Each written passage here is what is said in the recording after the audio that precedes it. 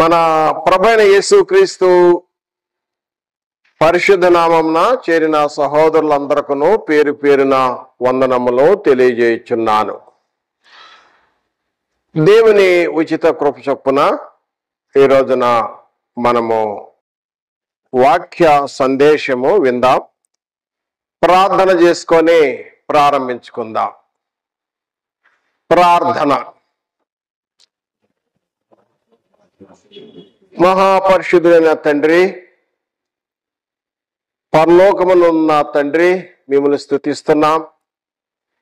యేసుక్రీస్తు నామమున మేము చేరి మీ సన్నిధిలో పరిశుద్ధ లేఖనములను ధ్యానించుచుండగా మీరు మాకు బోధించి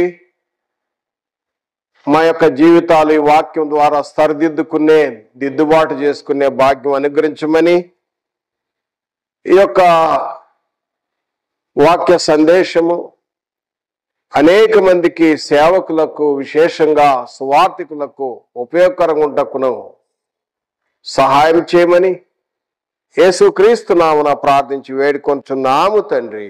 ఆమేన్. ప్రియమైన సహోదరులారా, ఈరోజు వాక్య భాగము చదువుకుందాం.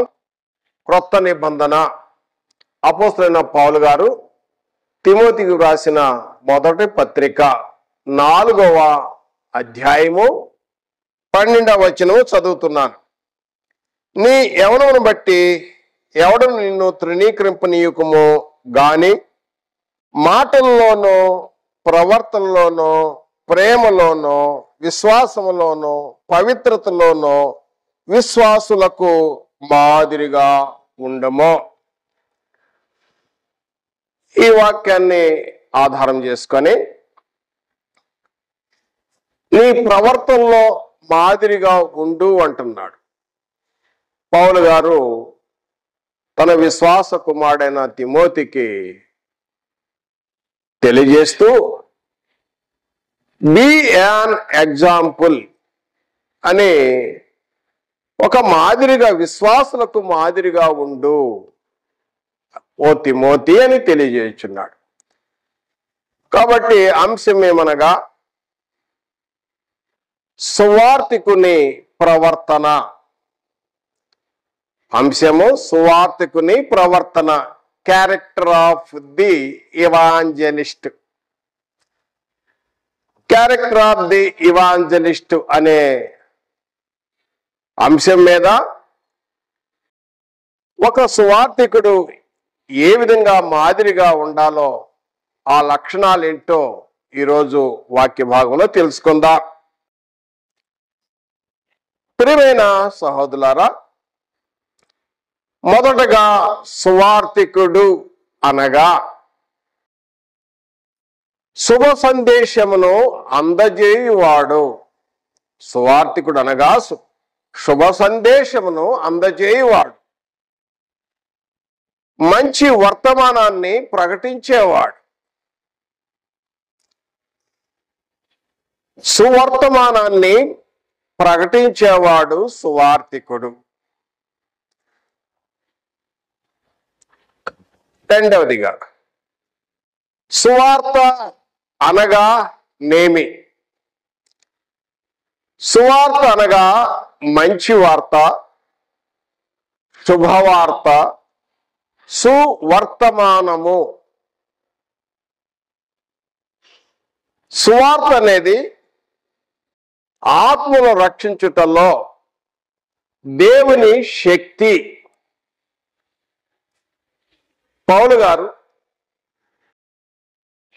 కొరింథీయులకు రాసిన మొదటి పత్రికలో 1వ అధ్యాయం 18వ వచనం అంటాడు, రక్షింపజేయుటకు దేవుని శక్తి. రోమాపత్రిక 1వ అధ్యాయము 16వ వచనం కూడా చూసినట్లయితే, సువార్తను గూర్చి నేను సిగ్గుపడువాడను కాను,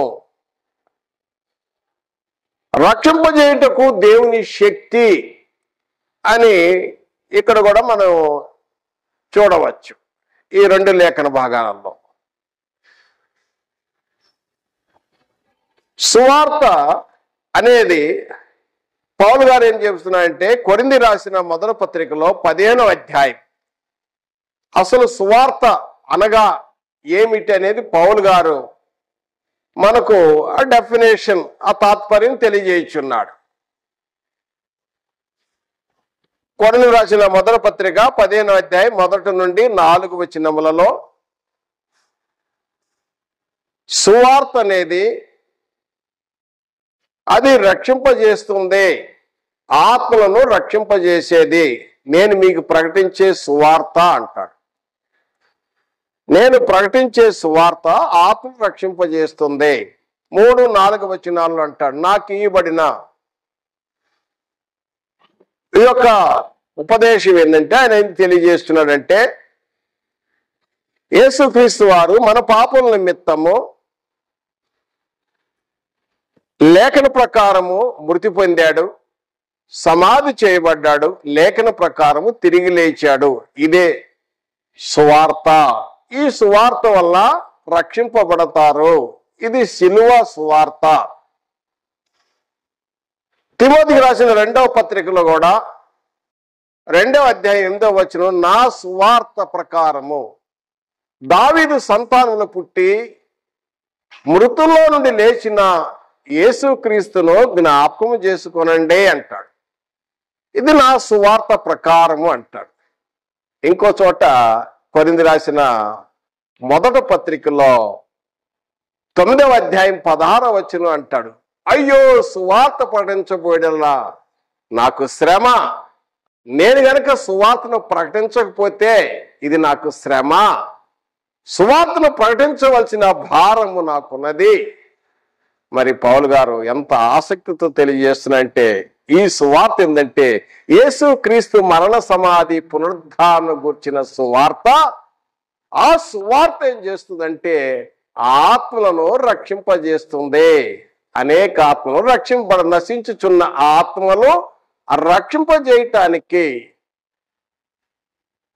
ఈ శుభవార్త, ఈ సువార్త, ఇది దేవుని యొక్క శక్తి.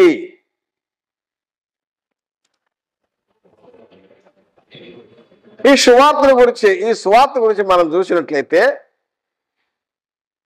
పేతురు గారు అపోస్తల కార్యంలో 2వ అధ్యాయంలో ఆయన ప్రసంగంలో 2వ అధ్యాయం 14వ వచనం నుండి 38వ వచనం వరకు ఆయన సువార్త ప్రకటన చేసినప్పుడు, అయ్యో మేమేమి చేయవలని అడిగి చెప్పినప్పుడు, మీరు మారు మనసు పొంది పాప క్షమాపణ నిమిత్తం యేసుక్రీస్తు నామమున బాప్తిసం పొందండి, పరిశుద్ధాత్మని వరం పొందుతారు, మీరు రక్షింపబడతారు, సంఘంలో చేర్చబడతారు, మీకును దూరస్తులకును మీ పిల్లకు రాబోయే జనరేషన్ అందరికి కూడా ఈ వాగ్దానం ఉన్నది.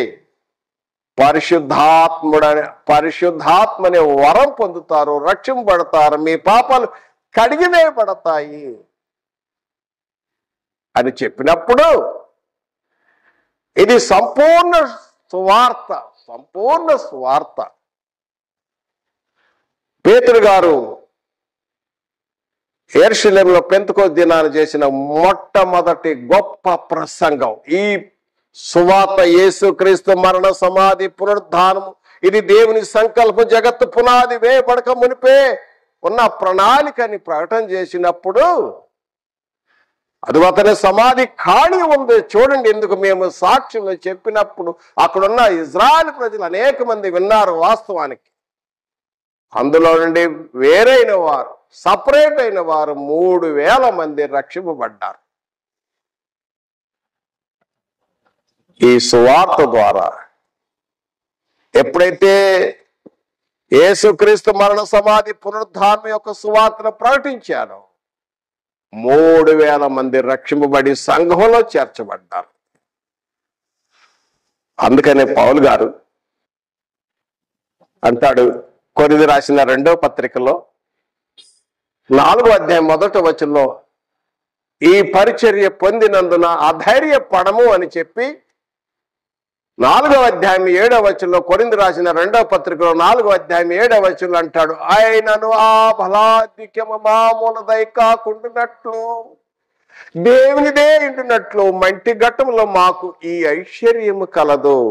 ఈ పరిచర్య, ఈ సువార్త చేసే పరిచర్య ఈ మంటి ఘట్టములలో ఎర్తన్ వెజల్స్, మంటి బొర్ర, మంటి శరీరం, మంటిలో కలిసిపోయే ఈ దేహములో దేవుని వచ్చిన మాట, యేసుక్రీస్తు వారు చేసిన పరిచర్య, అపోస్తులు చేసిన పరిచర్య, ఈ పరిచర్యను ఈ దేహములో ఉంచాడు గనుక ఈ ఘనత మహిమా ప్రభావాలు దేవునికే చెల్లునుగాక అని పౌలు గారు సంబోధిస్తున్నాడు. ఎంత గొప్ప భాగ్యం! ఈ సువార్త వలన ఆత్మలు రక్షింపబడతాయి. ఈ లోకయాత్ర, సువార్తకు లోకయాత్ర ముగించిన తర్వాత ప్రభు ఎదుట నిలబడినప్పుడు ప్రభు అడిగేదే, నీ చేతులు చూపి అంటాడు. ముందు నువ్వేం తెచ్చావో, ఎన్ని ఆత్మలు తెచ్చావు, నీ చేతులు చూపి. ఒడ్డు చేరి నీ దరి నిలిచినప్పుడు రక్షక, ఒక ఆత్మని తేకపోతే నేను సిగ్గుపడిపోదునా? ఒకవేళ నువ్వు ఆత్మను సంపాదించి ప్రభు ఎదుట నిలబడితే మెచ్చుకుంటాడు. ఈ శుభవార్త, ఇది మంచి వార్త. ఈ సువార్త మొదటగా సువార్తికుడు, సువార్త అనే అర్థం తెలుసుకున్నాం. సువార్తికుడు అంటే ఏంటో అర్థం తెలుసుకున్నాం. మూడవది ప్రవర్తన. ప్రవర్తన అనగా ఇంగ్లీష్ పదం ఏంటంటే క్యారెక్టర్.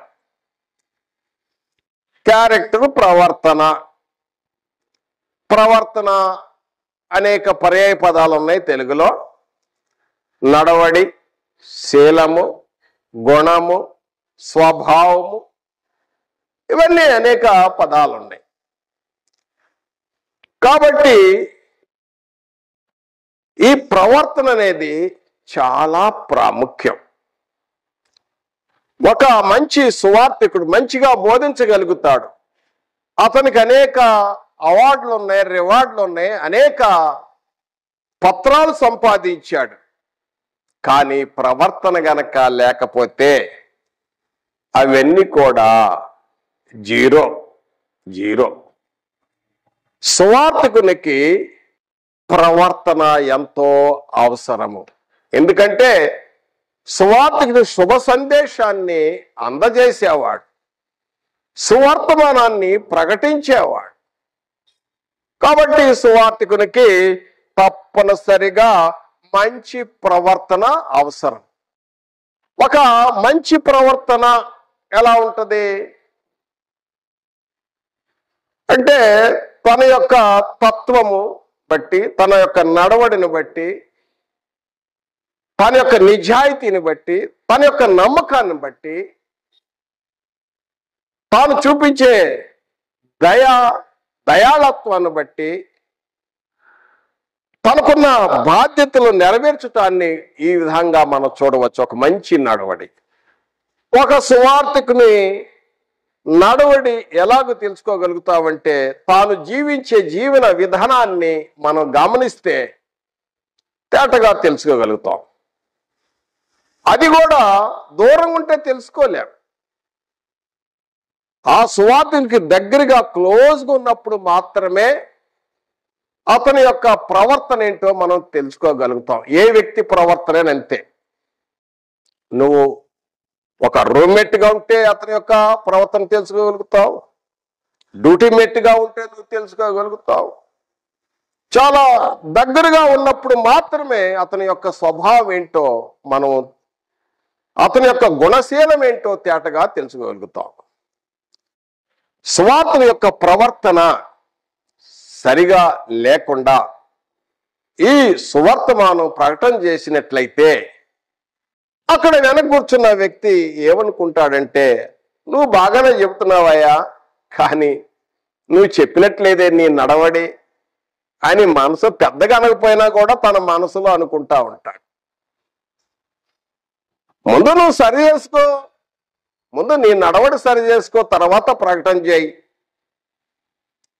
అని సాధారణంగా మనుషుల యొక్క ఆలోచన వచ్చింది తప్పనిసరిగా. అంత మాత్రమే కాదు, సువార్తికుని ప్రవర్తన గురించి చదువుతున్నప్పుడు మనుషులే కాదు దేవుడు కూడా ప్రశ్నిస్తున్నాడు.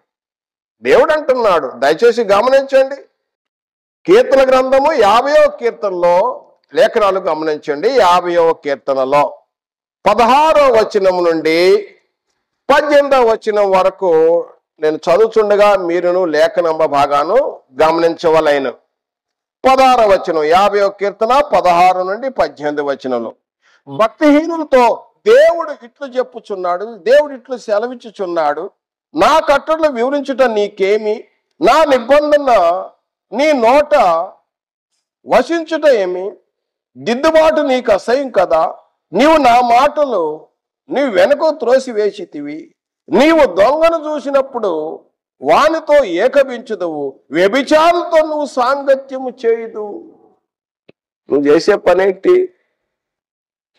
దేవుడు అంటున్నాడు, పరిశుద్ధాత్మ చేత ప్రేరణ లేఖనాలు చెప్తున్నాయి, నీకు దిద్దుబాటు అసహ్యం కదా, ముందు సరిచేసుకొని ప్రకటన చేయి. నీకు దిద్దుబాటు అసహ్యం కదా, నా మాటలు వెనక తోసేసావు కదా, అసలు నా కట్టడలు వివరించడానికి నీకేం పని? నేను నీకు చెప్పానా? నువ్వు సహవాసం ఎలా ఉంది, నీ ఫెలోషిప్ ఎలా ఉంది, నువ్వు ఎవరితో సహవాసం చేస్తున్నావు? దొంగలతో సహవాసం చేస్తున్నావు, తర్వాత ఇంకెవరితో సహవాసం చేస్తున్నావు? దొంగను చూసినప్పుడు వారితో ఏకభించుతున్నావు, వానితో సమ్మతించుతున్నావు. అంత మాత్రమే కాదు, వ్యభిచారంతో నీవు సాంగత్యం. ఈ పనులు చేస్తా వచ్చి నేను వాక్యం ప్రకటిస్తాను. ముందు దిద్దుబాటు చేసుకో, నీ లోటుపాట్లు ఏమున్నా వాటిని సవరణ చేసుకొని వచ్చి వాక్యం చెప్పను. అసలు నేను చెప్పమన్నానా? దేవుడు భక్తిహీనుడు అంటున్నాడు, భక్తిపడు కాదతడు, భక్తిహీనుడు అంటాడు. భక్తిహీనులతో దేవుడు ఇలాగూ చెప్పుచున్నాడు. దేవుడు చెప్తున్న మాట నేను చెప్పేది కాదు, వాక్యం చదివి తెలియజేస్తున్నాను. ముందు స్వార్థికుల ప్రవర్తనలో ఏదైనా లోటుపాట్లు ఏదైనా ఉంటే సవరణ చేసుకొని దిద్దుబాటు చేసుకొని ప్రకటన చేసినప్పుడు అప్పుడు సువార్త, మనం ప్రకటించే సువార్త వాళ్ళ హృదయాల్లో తాకుతుంది, హిట్ అవుతుంది. దేవుని వాక్యం హృదయాల్లో తాకిద్ది, గుచ్చుకుంటుంది. దేవుని మాటలు సరిదిద్దుకుంటారు, దిద్దుబాటు అవసరం. కాబట్టి నా ప్రియ సహోదరుడా, ఉపోద్ఘాతములో మొదటగా నేను తెలియజేసినది ఏమనగా, సువార్తికుడు అనగా అర్థము తెలియజేసి ఉన్నాను. రెండవది, సువార్త ఎంత శక్తి, దేవుని శక్తి ఉందో తెలియజేసి ఉన్నాము. సువార్త అంటే అర్థం కూడా మనం తెలుసుకున్నాం. మూడవది ప్రవర్తన, సువార్తికుని ప్రవర్తన ఎంతో ప్రాముఖ్యమని కూడా తెలుసుకొని ఉన్నాం. ఇప్పుడు సువార్తికుని ప్రవర్తనలో మొదటి పాయింట్ ఏమనగా, మనం చదివిన లేఖన భాగం, యు బి an ఎగ్జాంపుల్ అన్నాడు పౌలు గారు తిమోతిని. తిమోతిని చాలా ప్రేమిస్తాడు. తిమోతి చాలా నమ్మకమైన వాడు. పౌలు గారు ఆయన ఎంతో ప్రేమిస్తూ తిమోతి గారికి ఈ లేఖ రాస్తూ, తిమోతి రాసిన మొదటి పత్రికలో 4వ అధ్యాయం 1వ వచనం మరలా చదువుతున్నాను. నీ యవ్వనను బట్టి ఎవడు నిన్ను తృణీకరింపనీయకము గాని మాటల్లోనూ ప్రవర్తనలోనూ ప్రేమలోను విశ్వాసములోను పవిత్రతలోను విశ్వాసులకు మాదిరిగా ఉండము. విశ్వాసులకు మాదిరి. సంఘంలో విశ్వాసులు ఉంటారు. విశ్వాసులు అంటే ఎవరు? దేవుని నమ్మిక ఉంచడం అనే కాదు. నమ్మిక, దెయ్యాలు కూడా నమ్మిక ఉంచుతున్నాయి కాదు. యాకోబు పత్రిక 2వ అధ్యాయంలో దెయ్యాలు కూడా నమ్ముతున్నాయి. విశ్వాసులకు మాదిరి అంటే, విశ్వాసులు అనగా ఎవరు? క్రీస్తునందు విశ్వాసం ఉంచిన వారు, ఇన్ క్రైస్ట్, ఇంటూ క్రైస్ట్లో చేరబడిన వారు, క్రీస్తును ధరించుకున్నవారు, యేసుక్రీస్తు మరణ సమాధి పునరుద్ధానంలో క్రీస్తు రక్తంలో కడగబడిన వారు, క్రీస్తు శిలువ విశ్వాసంలో ఉన్నవారు, క్రీస్తు నందున్నవారు అవిశ్వాసం, పాప స్వభావం సిలివేసిన వారు, పాప విషయంలో చనిపోయిన వారు, నూతన జీవులు కొత్త జన్మ జన్మించిన వారి ఎదుట యు బి an ఎగ్జాంపుల్, నువ్వు మాదిరిగా ఉండు తిమోతి అంటున్నాడు. ఏ విషయాల్లో?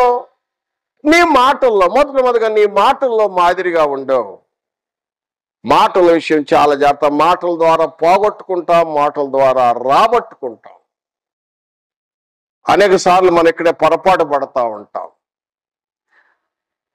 ఎలాంటి విషయాలు జరుగుతుందో దిద్దుబాటు చేసుకోవాలి, అవసరం సువార్తికునికి. మాటలు జీవను ప్రేమించి మంచి దినం చూడగోరు వారు చెడ్డ మాటలు పలకుండా పెదవులతో పలకుండా జాగ్రత్త పడి అంటాడు. జీవం అంటే ఆత్మ సంబంధం అనేది. జీవను పరలోక సంబంధం ప్రేమించేవాడు చెడ్డ మాటలు పలకుండా పెదాల మాటల్లో. తర్వాత రెండవదిగా చూసినట్టయితే ప్రవర్తన. మాటలు జీవను ప్రేమించి మంచి దినంలో చూడగోరు వారు చెడ్డ మాటలు పలకుండా పెదవులతో మాట్లాడకుండా జాగ్రత్త పడాలి. జీవం అంటే ఆత్మ సంబంధం అనేది, పరలోక సంబంధం అనేది. జీవను ప్రేమించి మంచి దినాలు చూడాలనుకుంటే పెదవులు మాటల విషయంలో జాగ్రత్త. ఇది జ్ఞానేంద్రియం. ఈ జ్ఞానేంద్రియమును చాలా జాగ్రత్తగా ఉండాలి. మాటల ద్వారా పోగొట్టుకుంటాం, మాటల ద్వారా మనుషులు రాబట్టుకుంటాం. మాటల విషయంలో చాలా జాగ్రత్త తిమోతి అని తెలియజేస్తాడు. రెండవదిగా ప్రవర్తన నడవడి విషయంలో, నువ్వు జీవించే విధానములో, నీ జీవన శైలిలో జాగ్రత్త. నీ ప్రవర్తన చాలా జాగ్రత్త తిమోతి. తర్వాత జ్ఞాపకం చేస్తాడు ప్రవర్తన. ప్రేమ చాలా ప్రాముఖ్యం. ప్రేమ అనేది చాలా గొప్ప పదం, ప్రేమ. తర్వాత చూసినట్టయితే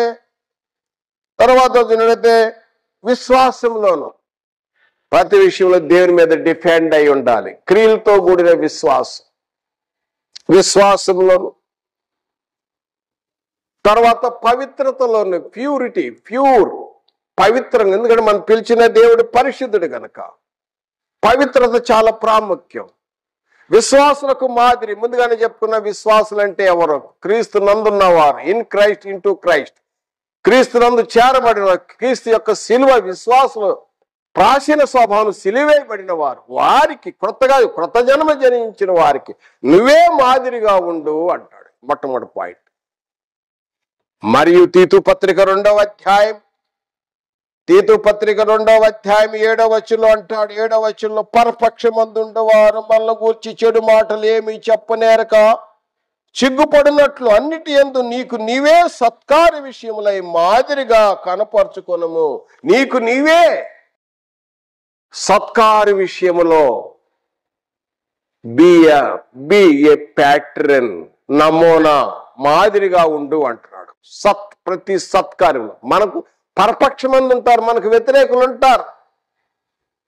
వారు సిగ్గుపడాలంటే మంచి పనులు చేస్తా ఉండు, ఇందులో మాదిరిగా ఉండు. ప్రతి మంచి పనిలో, గుడ్ వర్క్స్ లో మాదిరిగా ఉండు. సువార్తికుని యొక్క ప్రవర్తనలో మొదటి లక్షణము చూసినాము, మాదిరి జీవితము అని. రెండవదిగా చూసినట్టయితే నా ప్రియ సహోదరులారా, రెండో లక్షణం ఏంటంటే సువార్తికుడు తప్పనిసరిగా ప్రార్థనాపరుడై ఉండవాలి. ప్రార్థనాపరుడు. అంత మాత్రమే కాదు, సంఘాన్ని కూడా నువ్వు సువార్త ప్రకటన చేయడానికి బయటికి వెళ్తున్నావు. అక్కడ అనేక విషయాల్లో అక్కడ వాక్శక్తి కలిగి ధైర్యంగాను దేవుని మర్మాన్ని ప్రకటన చేయటానికి మరియు సమయము దయచేయాలని అవకాశం కొరకు సంఘాన్ని కూడా మన ప్రార్థనా సహాయం కోరవలేను. పౌలు గారు సంఘ సహాయం తాను ప్రార్థన చేస్తూ అదేవిధంగా సంఘాన్ని కూడా ప్రార్థనా సహాయం కోరుతున్నాడు.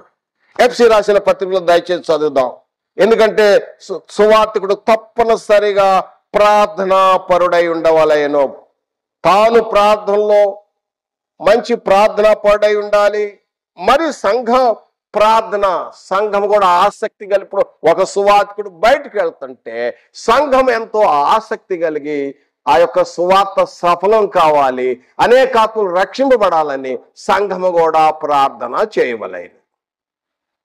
ఎఫ్సి రాసిన పత్రిక చూసినట్టయితే 6వ అధ్యాయము 18వ వచనం చదువుతున్నాను. ఆత్మ వలన ప్రతి సమయమందును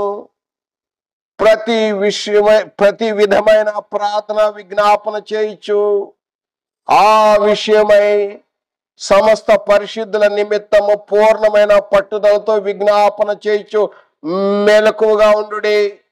మరియు నేను దేని నిమిత్తము రాయబారినై సంఖ్యలో ఉన్నానో, ఎందుకంటే ఆయన చెరలో ఉన్నాడు, రోమా ఖైదీగా ఉన్నాడు. ఆ సువార్త మర్మమును ధైర్యముగా తెలియజేయటకు నేను నోరు తెరిచినప్పుడు దాని గురించి నేను మాట్లాడవలసినట్టుగా ధైర్యముతో మాట్లాడటకై వాక్శక్తి నాకు అనుగ్రహించినట్లు నా నిమిత్తము పూర్ణమైన పట్టుదలతో విజ్ఞాపన చేయించు మెలకువగా ఉండండి.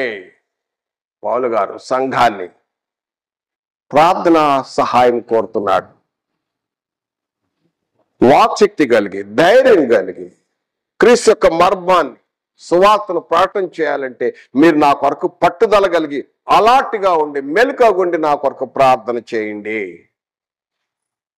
మరియు కొలసీ పత్రికలో కూడా చూసినట్లయితే 4వ అధ్యాయం 2వ వచనం నుండి ప్రార్థన గురించి తెలియజేస్తూ, ప్రార్థన ఎంతో ప్రాముఖ్యంగా తెలియజేస్తూ 2వ వచనం నుండి 4వ వచనం వరకు చదువుతున్నాను. ప్రార్థన యందు నిలకడగా ఉండి కృతజ్ఞత గలవారై దాని యందు మెలకువగా ఉండండి. మరియు నేను బంధకములో ఉండబట్టకు కారణమైన క్రీస్తు మర్మమును గూర్చి నేను బోధించవలసిన రీతిగానే ఆ విధంగానే ఆ మర్మను వెల్లడిపరిచినట్లు వాక్యం చెప్పుటకు అనుకూల సమయమును దేవుడు దయచేయవలని మా కొరకు ప్రార్థించుడి. కనుక ప్రార్థన చాలా ప్రాముఖ్యం. ప్రార్థన సువార్తికుడు సువార్త చేయటానికి ఆత్మను సంపాదించే కార్యక్రమానికి వెళ్తున్నప్పుడు తాను ప్రార్థనాపరుడై ఉండాలి. సంఘ ప్రార్థన సహాయం కూడా ఎంతో అవసరం. మరి అంత మాత్రమే కాదు, రోమాపత్రికలో 15వ అధ్యాయం 30వ వచనంలో ప్రార్థన మీరు నాతో ఏకమించి ప్రార్థనలో పోరాడాలి అని అంటాడు. రోమాపత్రిక 15వ అధ్యాయం 30వ వచనంలో ప్రార్థనలో ఏకమించి నాతో కలిసి ప్రార్థనలో పోరాడండి అంటాడు. సువార్తన యొక్క ప్రవర్తనలో 2వ లక్షణం ఏందనక ప్రార్థనా పరుడు మరియు సంఘాన్ని కూడా ప్రార్థన సహాయము కోరేవాడుగా ఉండాలి. 3వదిగా చూసినట్లయితే సువార్త యొక్క ప్రవర్తనలో అందరి ఎడల సాధువుగా ఉండాలి. రెవరెన్స్, సాధువుగా సాత్వికముతో దీర్ఘశాంతము కలిగి ఈ సువార్తను ఇతరులకు ప్రకటించాలి. వాళ్ళు అడుగుతారు, విసిగిస్తారు. సాత్వికంతో భయముతో వారు అడిగేదానికి ఓపికతో సమాధానం చెప్పవలసిన వారుగా ఉన్నాం. సమాధానం చెప్పాలి. ఆ విషయాన్ని పౌలు గారు జ్ఞాపకం చేస్తాడు. తిమోతి రాసిన 2వ పత్రికలో 2వ అధ్యాయం, దయచేసి గమనించండి. తిమోతి రాసిన 2వ పత్రిక 2వ అధ్యాయంలో 23వ వచనము నుండి 25వ వచనములో కొంతమంది వాదన పెట్టుకుంటారు, వితర్కాలు చేస్తారు, డిస్కషన్లు చేస్తారు. వాళ్ళు ఏదో నేర్చుకుని వస్తారు. వారు రక్షణ పొందారు, సత్యం గురించి అనుభవ జ్ఞానం వారికి లేదు. కాబట్టి వారు ఎదురాడి పోరాడేటప్పుడు వాళ్ళు సాతాను శోధనలో పడ్డారు. ఒకవేళ దేవుడు కరుణించి వాళ్ళు మారు మనసు పొంది తిరిగి ఈ సత్య మార్గంలోకి వస్తారేమో, రక్షణ గురించి అనుభవ జ్ఞానం కలిగి ఉంటారేమో. కాబట్టి సువార్తికుడు ఏం చేయాలంటే దీర్ఘశాంతముతో సాత్వికముతో సాధువుగా ఉండి ఈ వాక్యాన్ని ఉపదేశించుచు హెచ్చరించుచు సత్యాన్ని తెలియజేయవలసిన విషయం ఉన్నదే. తిమోతి రాసిన 2వ పత్రిక 2వ అధ్యాయము 23 నుండి 25వ వచనం చదువుతున్నాను, మీరు గమనించండి. 23వ వచనం చూసినట్టయితే, నేర్పులేని మూడులు వితర్కములు జగడములు పుట్టించునని ఎరిగి అట్టి వారిని విసర్జించము. సత్య విషయమైన అనుజ్ఞానం వారి కలుగుటకై దేవుడు ఒకవేళ ఎదురాడు వారికి మారు మనసు దయచేయును. అందువల్ల సాతాను తన ఇష్టం చొప్పున చెరపట్టిన వీరు వారి ఉరిలో నుండి తప్పించుకొని మేలుకొందురేమని ప్రభు యొక్క దాసుడు అట్టి వారిని సాత్వికముతోను శిక్షించుటూ జగడమాడక అందరి ఎడల సాధువుగాను బోధింప సమర్థుడుగాను కీడును సహించేవాడుగా ఉండవలెను. సువార్తుని యొక్క ప్రవర్తనలో మూడవ లక్షణం ఏందంటగా సాధువుగా ఉండి దీర్ఘశాంతముతో ఓపికతో సాత్వికముతో బోధించేటప్పుడు ఎంతో సాధువుగా ఉండవలెను. నాలుగవది చూసినట్లయితే సువార్తికుని యొక్క ప్రవర్తనలో నాలుగవ లక్షణం ఏంటంటే నమ్మదగిన వాడుగా ఉండవలెను. సువార్తికుడు నమ్మదగిన వాడు తప్పనిసరి. ఎందుకంటే నువ్వు శుభ సందేశాన్ని అందజేస్తున్నావు, సత్యవాక్యాన్ని ప్రకటన చేస్తున్నావు. ఈ సువార్తికులు ఎవరైనా కావచ్చు, నమ్మకత్వం చాలా ప్రాముఖ్యం. ఈ సువార్త చేసే పని సంఘంలో, ఎందుకంటే ఆయన మనల్ని చీకటిలో ఉండి ఆశ్చర్యకరంలో వెలుగులో తీసుకొచ్చాడు కాబట్టి మనందరూ రాజులని యాజక జనము, దేవుడు రాజులని యాజక సమూహము, మరి రాజులు యాజకులు సమూహం దేవుని సొత్తు మనకందరికీ బాధ్యత ఉంది. సంఘానికి ఉన్నది, సంఘ అధ్యక్షుడికి ఉన్నది, సంఘ కాపరికి ఉన్నది. ఎవరైతే సువార్త అందజేసేవారో వారందరికి కూడా ఈ యొక్క లక్షణాలు తప్పనిసరిగా అవసరం. ఒక సువార్తినికే కాదు, ప్రతి ఒక్కరికి, పరిశుద్ధులందరికీ అవసరమని కూడా జ్ఞాపకం చేస్తూ, ఈ సువార్త అందజేసేది ఒక సువార్తికుడే, ఒక అయ్యగారే కాదు. ప్రతి ఒక్కరు కూడా, ప్రతి సేవకుడు, ప్రతి అధ్యక్షుడు, లేకపోతే ఉపదేశకుడు, లేకపోతే ఒక ఎవాంజలిస్ట్, ప్రతి ఒక్కరికి సంఘంలో ప్రతి ఒక్కరికి బాధ్యత ఉంది. ఈ బాధ్యతలో ప్రతి ఒక్కరు నమ్మకమైన వారుగా ఉండవలెను. నమ్మకం అనేది చాలా ప్రాముఖ్యం. దేవుని పనిలో నమ్మకం. ఈ పని అప్పచెప్పేటప్పుడు పౌలు గారు అంటాడు తిమోతి రాసిన 2వ పత్రికలో 2వ అధ్యాయం 2వ వచనం, నా వలన వినిన సంగతులు ఇతరులకు బోధించుటకు సామర్థ్యం గల బోధింపవలను నమ్మకమైన వారికి పని అప్పచెప్పు అంటాడు. నమ్మకము తప్పనిసరి. ఈ సువార్త, ఈ శుభ సందేశం అందజేసేవాడు నమ్మకస్తుడై ఉండాలి. ఎందుకంటే దేవుడు నమ్మదగినవాడు. తిమోతి రాసిన 2వ పత్రిక 2వ అధ్యాయం 13వ వచనంలో, మనము నమ్మదగిన వారం కాకపోయినప్పటికీ దేవుడు నమ్మదగినవాడు. దేవుడిని నమ్మవచ్చు. మనం పిలిచిన దేవుడు నమ్మదగిన దేవుడు కనుక నమ్మకమైన దేవుడు యేసుక్రీస్తు నమ్మదగినవాడు. ఆ యొక్క పరిచర్యలో వచ్చాం కాబట్టి, ఈ సువార్త అందజేస్తున్నాం కాబట్టి తప్పనిసరిగా నమ్మదగిన వాడుగా ఉండవలెను. 4వ లక్షణం. ఎవరైతే ఈ శుభ సందేశం అందజేస్తారో వాళ్ళు ఎవరైనా కావచ్చు, నమ్మదగిన వారుగా ఉండవలెను. దేవుడు నమ్మదగినవాడు, యేసుక్రీస్తు నమ్మదగినవాడు. ఆ పరిచర్య, ఇదిగో పరిశుద్ధాత్మ చేత ప్రేమ, ఈ లేఖనము నమ్మదగినది, ఈ వాక్యము నమ్మదగినది, నమ్మవచ్చు, సత్యం. కాబట్టి నా ప్రియ సహోదరుడా, నమ్మదగినవాడు. మన లేఖన భాగాలను చూసినట్టయితే హెబ్రీ పత్రిక 3వ అధ్యాయం 5వ వచనములో, మోషే దేవుని ఇల్లంతటిలో నమ్మదగిన వాడు పరిశుద్ధాత్ముడు సెలవిచ్చుచున్నాడు. యేసుక్రీస్తు నమ్మదగినవాడు. మరి పౌలు గారు నమ్మదగినవాడు. మరి పౌలు గారు అంటాడు కొలసీ పత్రికలో 4వ అధ్యాయం 7వ వచనంలో, ప్రియ సహోదరుడు పరిచారకుడు నమ్మదగిన తుకి అంటాడు. తుకి నమ్మదగినవాడు. మరియు కొరింథీ రాసిన 1వ పత్రికలో 4వ అధ్యాయం 17వ వచనములో, తిమోతి నమ్మదగిన వాడు అంట. మరి ఈ పరిచర్యలో నమ్మదగిన వారు చేసే పరిచర్య, నమ్మకం చాలా ప్రాముఖ్యం. ఈ నమ్మకాన్ని గురించి మరి యేసు ప్రభు వారు కొన్ని ఉదాహరణలు చెప్పాడు మత్తయి సువార్తలో. ఈ నమ్మకాన్ని గురించి కొద్ది విషయాలు నేను వివరణ చేస్తాను.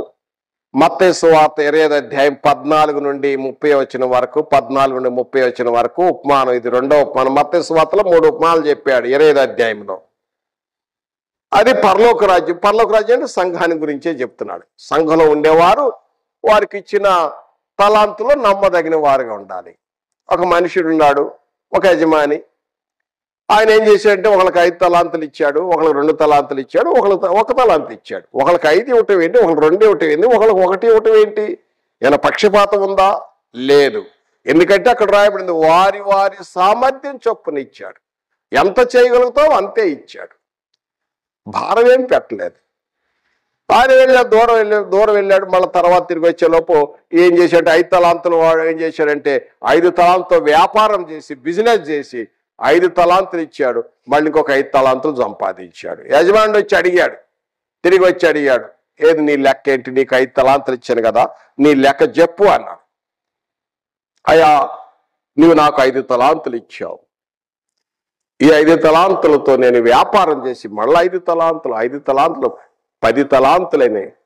అప్పుడు ఆ యజమాని అన్నాడు, బాలా నమ్మకమైన మంచి దాసుడా, ఈ కొంచెంలో నువ్వు నమ్మకున్నావు, నీ యజమాని సంతోషంలో పాలు పొందు అన్నాడు.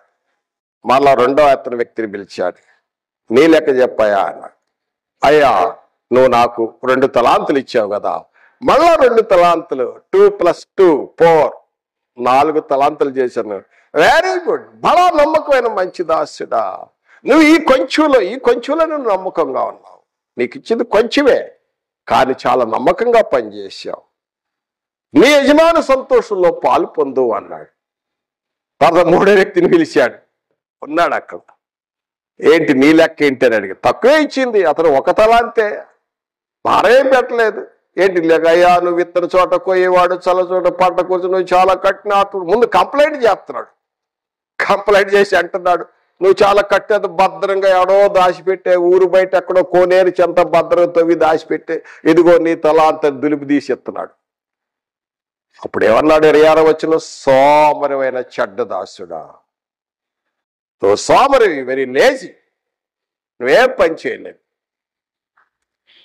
నా సంగతి తెలిసి కూడా నువ్వు తెలియదు. అది తీసుకెళ్ళి ఒక షావుకారు దగ్గర పెడితే వడ్డీ వచ్చేది కదా, నేను తీసుకునేవాడిని కదా. నువ్వేం పని చేయలేదు, నువ్వు సోమరివని. 30వ వచనం అంటాడు, పనికి మాలినవాడా అన్నాడు.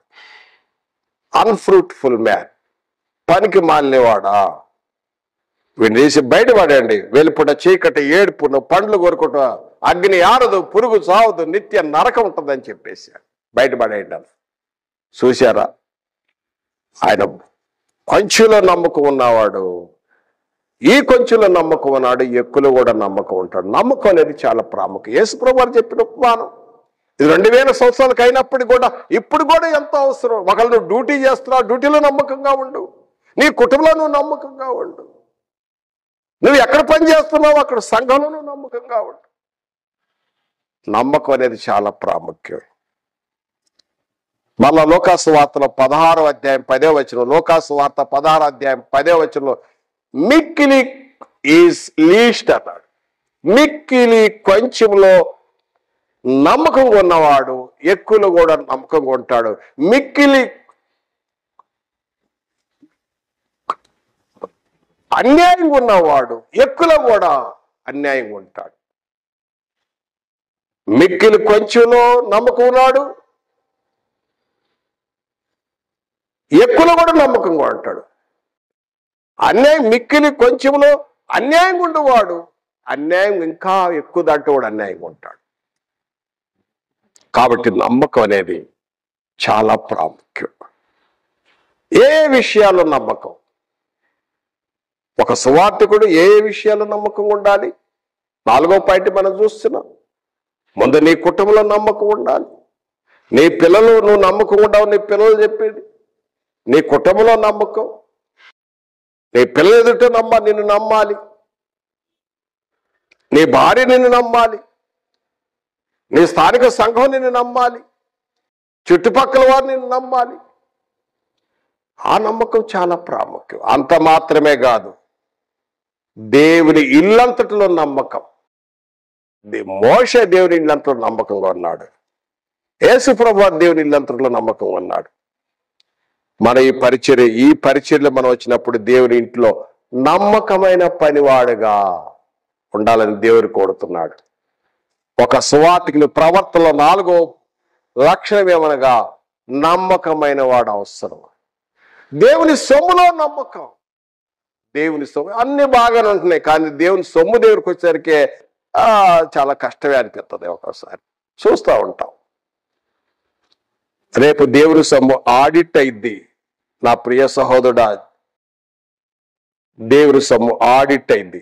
ఈ లోకంలో అయితే ఏదో అధికారులు మేనేజ్ చేసుకోవచ్చు, సెట్ చేసుకోవచ్చు, కానీ దేవుని ఎదుట సత్యమే ఉంటుంది, అబద్ధానికి తావే లేదు అక్కడ. కాబట్టి దేవుని సొమ్ములో నమ్మకం.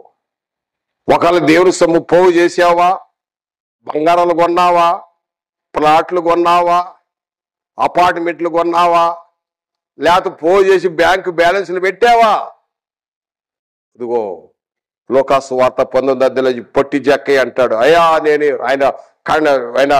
ఆయన గుత్తదారుడు, సొంకపు గుత్తదారుడు, కాంట్రాక్ట్ చాలా పోగు చేశాడు. ఆయన బాగా వచ్చినాయి, లంచాలు బాగా వచ్చినాయి పన్నులు వసూలు చేయటంలో. ఎప్పుడైతే యేసు ప్రభువుని చూశాడు, తాను ఒప్పుకున్నాడు, అయ్యా సగం ఆతి ఇచ్చేస్తాను అన్నాడు, బేదలకు ఇచ్చేస్తా అన్నాడు. తర్వాత ఏమనంటే ఎవరి దగ్గర అన్యాయంగా తీసుకుంటే 4 వంతుల ಮೇಲೆ ఇచ్చేస్తానంటున్నాడు. ఒకళ్ళు నా ప్రియసుడు ఎంతో ప్రేమతో తెలియజేస్తున్నాను, ఒకళ్ళు నువ్వు దేవుని సొమ్ము పోగు చేసి కోట్లు జనరేషన్ ఈ వంశాల కొరకు పోగొట్టేవేమో, తిరిగి ఇచ్చేసే దేవుని సొమ్ము. ఎందుకంటే రేపు ఆడిట్ అయింది, లెక్క చెప్పాల్సి వచ్చింది, చాలా కష్టమైంది. ఒకళ్ళు అది ఎట్టయిపోయావు అనుకో, రేపు ఒక రోజున ఇదిగో ఒక సువార్తికుడు చెప్పిన వర్తమానం ఒకళ్ళు విని సరిదిద్దుకోండి. ఎందుకంటే దిద్దుబాటు, నీకు దిద్దుబాటు అసహ్యం కదా. నా మాటలు వెనక త్రోసి వేసితివే, నువ్వు నా మాటలు పలుకటానికి నీకేం పని, నేను నిన్ను పలకమన్నానా? దేవుడు అంటున్నాడు ఈ మాట. ప్రియమైన సహోదరా, దేవుని పనిలో నమ్మకం. 4 పాయింట్లు చూసినాను. నేను సమయాన్ని జ్ఞాపకం చేసుకుని త్వరగా ముందుకు వెళ్తాను. తర్వాత చూసినట్టయితే సువార్తుని యొక్క లక్షణంలో, సువార్తుని యొక్క ప్రవర్తనలో ఓర్పు అనేది చాలా అవసరం. ఓర్పు. సువార్తికునికి చాలా సమస్యలు ఉంటాయి. ఇది మా అనుభవాలు. అనేక సమస్యలు సువార్తకు వెళ్తున్నప్పుడు డబ్బులు అవసరం అవుతుంది. డబ్బులు, బుక్స్ అమ్ముకొని సెకండ్ అక్కడ అమ్ముకొని ఆ డబ్బులు తీసుకొని పిల్లల బుక్స్, ఆ సెకండ్ హ్యాండ్ బుక్స్ కొనే వాళ్ళ దగ్గర పోయి అక్కడ అమ్ముకొని ఆ డబ్బు తీసుకొని ట్రావెల్ చేసిన రోజులు ఉన్నాయి. దేవుడి యథార్థం చెప్తున్నా.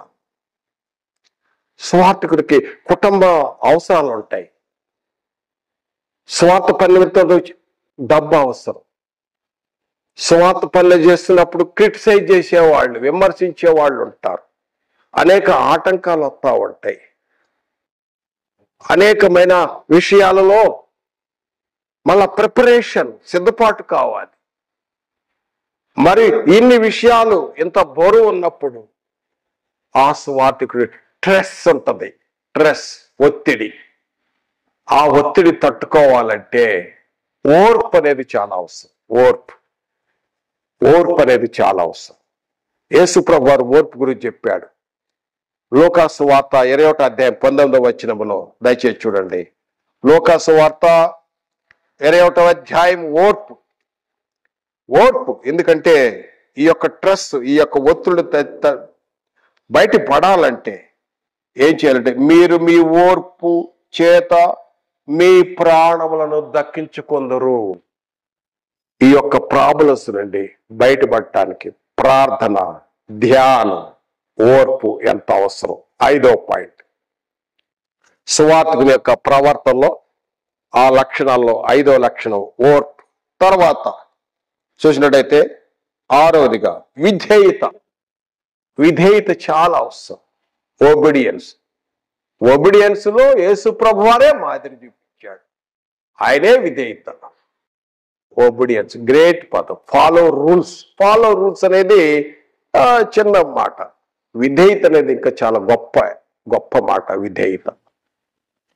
విశ్వాస వీరులు అందరూ కూడా విధేయత.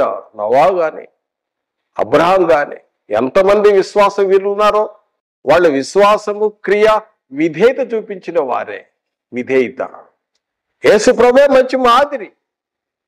హెబ్రీ పత్రికలో 5వ అధ్యాయం 7-10 వచనములు అంటాడు, ఆయన శరీరధారిగా ఉన్నప్పుడు కన్నీళ్లతోనూ తన మరణం రక్షించగల కన్నీళ్లతో ఎంతో రోదనతో రక్షింపగల దేవునికి ఎంతో ప్రార్థన చేశాడట. అంత మాత్రం కాదు, విధేయత చూపిన వారికి నిత్యరక్షకు కారకుడయ్యాడు.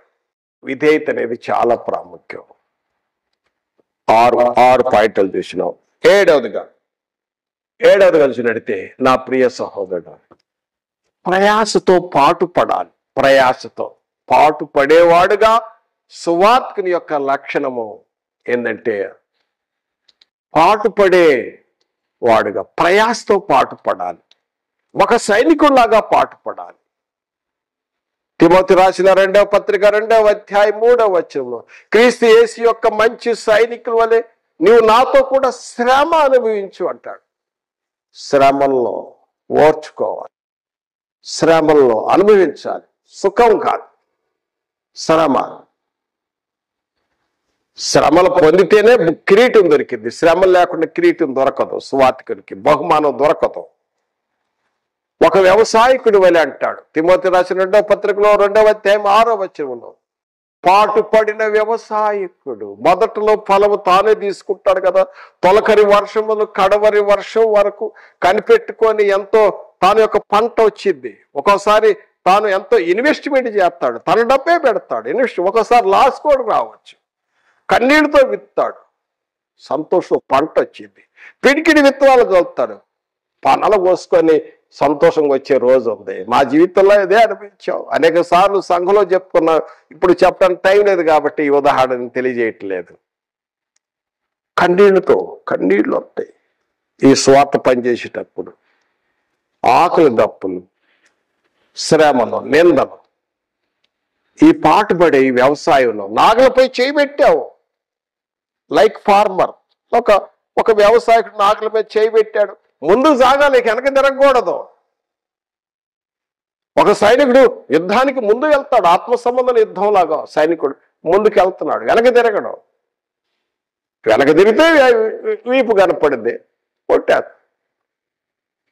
ఒక సైనికుడు లాగా, ఒక వ్యవసాయకుడు లాగా, ఒక జట్టివాడు, ఒక స్పోర్ట్స్ మ్యాన్ డైలీ ప్రాక్టీస్ చేసినట్టుగా శ్రమంలో. అందుకనే పౌలు గారు అంటాడు, ప్రయాసతో పాటుపడేవాడిగా ఒక సువార్తికుడు ఉంట విషయంలో తిమోతి రాసిన 2వ పత్రిక 4వ అధ్యాయం 5వ వచనంలో అంటాడు. చూడండి, 4వ అధ్యాయం 5వ వచనంలో అంటాడు, అయితే నీవన్ని విషయంలో మితముగా ఉండము, శ్రమ పడము, సువార్తికుని పని చేయము, నీ పరిచర్యను సంపూర్ణముగా జరిగించము.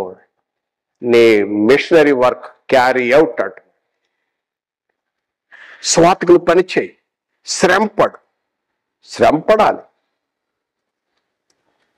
పాటుపడే ప్రయాసతో పాటుపడాలి.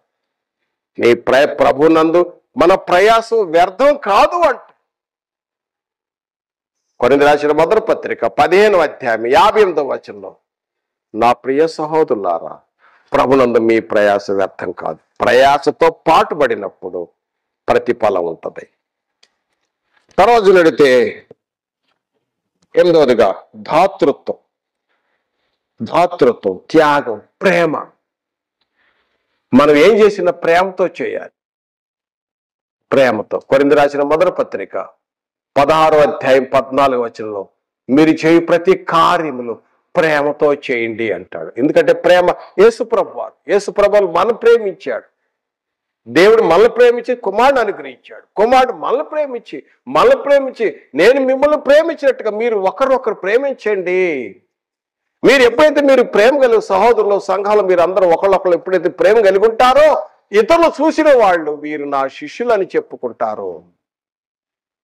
యోహాను సువార్త 13వ అధ్యాయం 34-35 వచనంలో, యోహాను సువార్త 13వ అధ్యాయం 34-35 వచనంలో, 35వ వచనంలో అంటాడు, మీరు ఒకరు ప్రేమ కలిగి ఉన్నప్పుడు మీరు నా శిష్యులని అందరూ చెప్పుకుంటారు, బయట వాళ్ళు చెప్పుకుంటారు. వీళ్ళు యేసు యొక్క శిష్యులు ఎంత బాగా ప్రేమ కలిగి ఉన్నారో.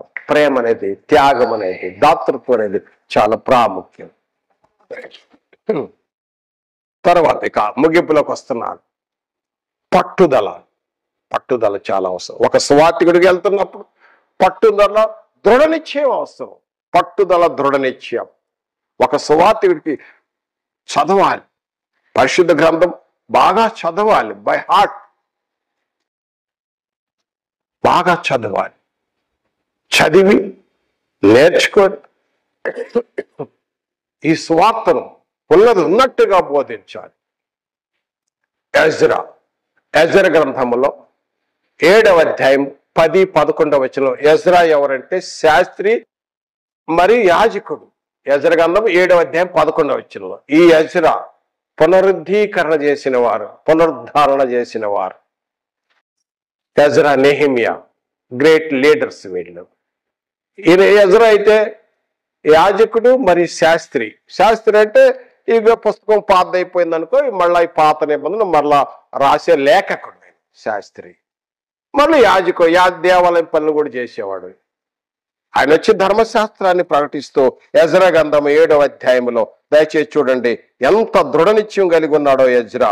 ఇజ్రాయెల్ ప్రజలను మరలా గాడిలో పెట్టడానికి, తప్పిపోయిన వాళ్ళు, తొలగిపోయిన వాళ్ళని సరిదిద్దటానికి ఎజ్రా గ్రంథం 7వ అధ్యాయం 10వ వచనములో మనం చూసినట్లయితే ఎజ్రా యెహోవా ధర్మశాస్త్రమును పరిశోధించి దాని చొప్పున నడుచుకుంటున్నాను, ఇజ్రాయేలు దాని కట్టడలను విధులను నేర్పుటకు దృఢ నిశ్చయం చేసుకునేను. దృఢ నిశ్చయం, నేను సువార్త ప్రకటన చేయాలి, అనేక ఆత్మలు రక్షించాలి. ఈ దృఢ నిశ్చయం, ఈ పట్టుదల, నిరాశ చెందే అవసరం లేదు. నిరాశ పడకూడదు. నిరాశ పడితే ఏమి చేయదు. నీ ప్రయత్నం, నీ ప్రయాస వ్యర్థం కాదు. పట్టుదల కలిగి, దృఢ నిశ్చయం కలిగి యొక్క పరిచర్య కొనసాగించాలి. అదే టైంలో క్రీస్తు పూర్వం 434 క్రీస్తు పూర్వం 420 టైంలోనే మలాకి కూడా, ఇద్దరు ఒకే సమకాలికులే ఆ టైంలో. మలాకి గ్రంథం కూడా చూసినట్టయితే 2వ అధ్యాయము గురించి చెప్తాడు. ఏంటంటే యాజకులు ఎవరంటే యెహోవా దూతలు. యాజకులు యెహోవా దూతలు కనుక ధర్మశాస్త్రమును వారు జనులకు బోధిస్తారు. బోధించవలసిన బాధ్యత, ఆయా నీతి వాక్యాలు చెప్పే బాధ్యత యాజకులకు ఉన్నది. సరిదిద్దుకోండి. రాజులైన యాజకులుగా ప్రతి పరిశుద్ధునికి బాధ్యత ఉన్నది, ప్రతి ఒక్కరికి ఉన్నది. మలాకి గ్రంథంలో చూసినట్టయితే మళ్ళొక సువార్తికుడికి మాత్రమే కాదు, ప్రతి ఒక్కరు కూడా నశించున్న ఆత్మలకు తెలియజేసే కార్యక్రమంలో మరి ఈ రోజునైతే క్రీస్తునందు మనం రాజులైన యాజకులయ్యాం. అయితే 2వ అధ్యాయం 7వ వచనములో మలాకి ప్రవక్త ఏమంటున్నాడంటే యాజకులు సైన్యంలో అధిపతి యెహోవా దూతలు గనుక జనులు వారి నోట ధర్మశాస్త్రం నేర్చుకుందరు, వారు జ్ఞానం చొప్పున బోధింపవలెను. జ్ఞానం చొప్పున బోధిస్తారు. జ్ఞానుల మధ్య బోధిస్తారు. ఈ బాధ్యత సువార్తికుడికి ఉంది. ఏం బోధించాలి? కథలు చేస్తే ప్రయోజనం లేదు. కథల వల్ల ఆత్మలు రక్షింపడదు. అప్పుడు మినసొప్పుగా ఉంటుంది. ఏదో కథలు చెప్పి నవ్వించి నీకు ఇచ్చిన గొప్ప వాల్యుబుల్ టయాన్ని వ్యర్థం చేసుకోవద్దు. ఏదో తీయని మాటలు చెప్పి, రుచికర మాటలు, ఇంపైన మాటలతో చెప్పే కార్యక్రమం కాదు. హితబోధ, సౌండ్ డాక్ట్రిన్, పరిశుద్ధ గ్రంథమే, పరిశుద్ధాత్మ చేత ప్రేరేపబడిన లేఖనాలే, శిలువ వార్తే, రక్షణ సంకల్పాన్ని ప్రకటించకుండా టైంపాస్ చేయకూడదు సువార్తికుడు. తిమోతి రాసిన 2వ పత్రిక 3వ అధ్యాయం 14వ వచనంలో జ్ఞాపకం చేస్తున్నాడు. ఓ తిమోతి, రక్షణార్థముల శక్తి గల పరిశుద్ధ లేఖనాలు అవి రక్షిస్తాయి అంటాడు. పరిశుద్ధం చేత ప్రేరణ లేఖనాలు రక్షిస్తాయి, కానీ కథల వల్ల, స్టోరీల వలన ఆత్మలు రక్షింపబడనేరవు. ఏదో వస్తారు, వింటారు, మళ్ళీ తిరిగి వెళ్ళిపోతారు. ఇక్కడ ఈ గుంపు కాదు, ఇక్కడ కాదు, ఈ గుంపు, ఎందుకంటే ఇంకో కథ చెప్పి బాగా కథ చెప్పే ఉంటాడు. ఇక్కడ నుంచి లేచి మళ్ళీ ఆ గుంపులోకి వెళ్ళిపోతారు. అక్కడ బాగోలేదు, మళ్ళీ ఇంకో గుంపులోకి వెళ్ళిపోతారు. అంతే జరిగే కార్యక్రమం. కానీ ఆత్మలు రక్షింపబడ్డప్పుడు ఎక్కడ బాడు, గంప విడిచి గుంపులోకి వెళ్ళిపోరు. గంప వేరు, గుంపు వేరు, గంప వేరు, గుంపు వేరు. ఇక ఆఖరిగా చూసినట్టయితే నా ప్రియ సహోదరుడా, సువార్తికుని యొక్క ప్రవర్తనలో ఈ విషయం కూడా తెలియజేయాలని ఉంది. ఏంటంటే మంచి డ్రెస్ కోడ్ మంచిగా ఉండాలి. కాస్ట్లీ డ్రెస్ ధరించమని నేను చెప్పడం లేదు, అది కరెక్ట్ కూడా కాదు. జనులు 10 వంతులు ఇస్తారు, భక్తి పరంగా ఇస్తారు. వాళ్ళ పిల్లలకు బట్టలు కొన్నారో లేదో, వాళ్ళ అవసరాలు తీర్చుకున్నారో లేదో, వాళ్ళు భక్తి పరంగా దేవుడి మేలు చేసినప్పుడు వాళ్ళు తీసుకొచ్చి ఇస్తారు. ఆ డబ్బులు తీసుకొని నేను షూట్ బూట్ వేసుకొని వెరీ వెరీ కాస్ట్లీ డ్రెస్ వేసుకొని మారుతా పోయాను అనుకో, అదిగో లోకాసు వార్తలో ధనవంతుడు పోలి ఉంటాడు. ప్రశస్త వస్త్రం ధరించుకొని బహుగా సుఖపడేవాడు, పైకి దైవభక్తి ఉంటాడు, దేవుని శక్తిని ఆశ్రయించేవారుగా ఉంటాడు. ద్రోహులు, మూర్ఖులు, గర్వాంధులు పైకి దైవభక్తి గల వారే గాని దేవుని శక్తిని ఆశ్రయించిన వారు. తిమోతి రాసిన 2వ పత్రికలో పౌలు గారు 4:3 చూడండి. కనుక నా ప్రియ సహోదరుడా, మరి డ్రెస్ కోడ్ ఎలా ఉంటుంది? నీట్ గా ఉండాలి. ఎందుకంటే నువ్వు సువార్తను అందజేస్తున్నావు, జనుల మధ్యకి వెళ్ళి నువ్వు వాక్యాన్ని అందజేస్తున్నావు. నిన్ను అనేక మంది గమనిస్తున్నారు, నీ యాటిట్యూడ్ చూస్తున్నారు. మన హెయిర్ కట్ మంచిగా ఉండాలి, హెయిర్ కట్ చక్కగా చేసుకోవాలి, షేవ్ చేసుకోవాలి, పళ్ళు తోముకోవాలి, స్నానం చేయాలి, 2 times స్నానం చేయాలి, నీట్గా ఉండాలి, మంచి శుభ్రమైన బట్టలు. నువ్వు ఏ బట్టలు వేసుకుంటావు, ఏ కలర్ వేసుకుంటావు, డజంట్ మ్యాటర్, నీ ఇష్టం అయితే. కానీ ఎందుకంటే మళ్ళీ నీ స్వార్థ వినటానికి వారి మధ్యకి వెళ్తున్నావు కాబట్టి, మరి ఎందుకు ఈ ముందు ఎందుకు చెప్పానంటే, ఈ దేహము దేవునికి ఆలయము, దేవునికి ఆలయమైన ఈ దేహమును ఆత్మ ఉంది గనుక ఈ శుభ సందేశం మంటిగట్టమైన ఈ దేహములో ఈ శుభవర్తమాన ఈ శుభ సందేశాన్ని, ఈ యొక్క సువార్త తీసుకొని ఆత్మను రక్షించే కార్యక్రమం వెళుతున్నావు కాబట్టి మన డ్రెస్ కోడ్ మంచిగా నీట్గా శుభ్రంగా ఉండాలి. కాస్ట్లీ అని కాదు, ఖరీదు పెట్టకూడదు, శుభ్రంగా ఉండాలి. అది హెయిర్ కట్ నీట్గా ఉండాలి, షేవ్ చేసుకోవాలి సువార్తికుడు, పళ్ళు శుభ్రం తోముకోవాలి, స్నానం చేయాలి, ఇస్త్రీ మళ్ళా మంచిగా డ్రెస్ శుభ్రంగా ఉండాలి. ఎందుకంటే అప్పుడే మనమే సరిగా లేవు అనుకోండి, ఈయన ఎట్టున్నాడే మన పరిస్థితి ఏందనేది వచ్చేవాళ్ళు మళ్ళీ వెనక్కి వెళ్ళిపోతారు. కాబట్టి నా ప్రియ సహోదరుడు, ఒక సువార్తని యొక్క లక్షణాలు. ఇంకొక విషయం ఇది కూడా తెలియాలి, ఏంటంటే దేవుని సొమ్ములో నమ్మకత్వం. దేవుని సొమ్ము రేపు ఒకరోజు ఆడిట్ అయింది కనుక దేవుని ఇల్లంతటా నమ్మకం, కనుక సువార్తలో నమ్మకం. మనం 10 పాయింట్లు చూసిన సువార్తని యొక్క లక్షణాల్లో 10 పాయింట్లలో నేను త్వరగా సువార్తికుడు ఏమై ఉండాలి? మొట్టమొదటిగా మాదిరి జీవితం, రెండవది సువార్తికుడు ప్రార్థన పడై ఉండాలి, సువార్తికుడు సాధువుగా దీర్ఘశాంతముతో వారు అడిగే ప్రశ్నలు జవాబు ఇస్తూ ఓపికతో హెచ్చరిస్తూ తెలియజేస్తూ ఉండాలి. సువార్తికుడు నమ్మకస్తుడై ఉండాలి. 5వదిగా చూసినట్టే ప్రియమైన సహోదరుడు, సువార్తికుడు ఓర్పు ఎంత అవసరం, తర్వాత సువార్తికుడు విధేయత అంత అవసరం, సువార్తికుడు ప్రయాసతో పాటుపడాలి. ఈరోజు కన్నీళ్లతో విత్తుతున్నాం, రేపు పంట కోసేది ఉంది. ఎక్కడ? దేవుని ఎదుట ఆయన మెచ్చుకుంటాడు. తర్వాత చూసినట్టయితే దాతృత్వం, త్యాగం, ప్రేమ, పట్టుదల. మరి ఒక సువార్తికుడు మంచిగా శుభ్రంగా, ఎందుకంటే ఈ దేహము దేవుడిచ్చిన దేహం, నీట్ అండ్ క్లీన్, శుభ్రంగా ఉండి హైజీన్ అండ్ శానిటేషన్ జ్ఞాపకం చేసుకొని స్వార్థ ప్రార్థన చేసి ఒక మంచి సువార్తికుడు చూడగల గుర్తుపట్టాలి మనం. ఈయన సువార్తికుడు. ఎందుకంటే పాత నిబంధనలో ఇజ్రాయెల్ ప్రజలకు యాజకులకు ప్రత్యేకమైన డ్రెస్ ఇచ్చాడు, చాలా ప్రత్యేక శ్రద్ధ వహించాడు. కాబట్టి మనం సువార్తని యొక్క ప్రవర్తనలో ఆఖరి పాయింట్ డ్రెస్ కూడా చాలా ప్రాముఖ్యమని తెలియజేస్తూ, కాస్ట్లీ డ్రెస్ కాదు, ఉన్నదే శుభ్రం చేసుకుంటూ నీట్ అండ్ క్లీన్లో మంచి వర్తమానం ప్రజల దగ్గరికి వెళ్ళాలి. ప్రజల దగ్గరికి వెళ్ళినప్పుడు శుభ్రం లేకుండా కంపు కొడితే ఉంటారు, దూరం వెళ్ళిపోతారు. కాబట్టి ఇన్ని విషయాలు జ్ఞాపకం చేసుకొని మరి ఇది ఎంతో ఉపయోగకరంగా ఉంటుంది. సువార్తకుని యొక్క ప్రవర్తన గురించి మనం ఈరోజు విన్నాం. ప్రార్థన చేసుకుందాం. మహాపరిశుద్ధైన తండ్రి, స్తుతి స్తోత్రాలు. ఈరోజు యొక్క వర్తమానాన్ని సువార్తికులైన మమ్మల్ని మేము సరిదిద్దుకుంటూ, మాకు దిద్దుబాటు అవసరం, ఏ లోటుపాట్లు ఉన్నాయో వాటిని సరి చేసుకుంటూ మీ స్వార్థ పాటిస్తూ అనేక ఆత్మలను సంపాదించే కార్యక్రమంలో రేపు ఎదుటి నిలబడి బలా నమ్మకమైన మంచి దాసులని మెప్పులు పొందే విధంగా ఆశ్రయించమని, ఏదైనా పొరపాట్లు లోటుపాట్లు ఉంటే మేము ఇక్కడే భూమి మీద ఉన్నప్పుడే సరిదిద్దుకుంటాకు మంచి అవకాశం ఇస్తున్నాం. అందుకు కృతజ్ఞతాస్తుతులు స్తోత్రాలు చెల్లిస్తూ, వాస్తవం మేము హ్యూమన్ బీయింగ్, మానవులు కనుక మాలో అనేక బలహీనతలు ఉంటాయి, మమ్మల్ని క్షమించండి. మేము దిద్దుబాటు చేసుకొని మీకు నమ్మకమైన వారిగా జీవించడానికి మాకు సహాయం చేయమని యేసుక్రీస్తు నామమున ప్రార్థించి వేడుకొనుచున్నాము తండ్రి. ఆమేన్. వందనములండి.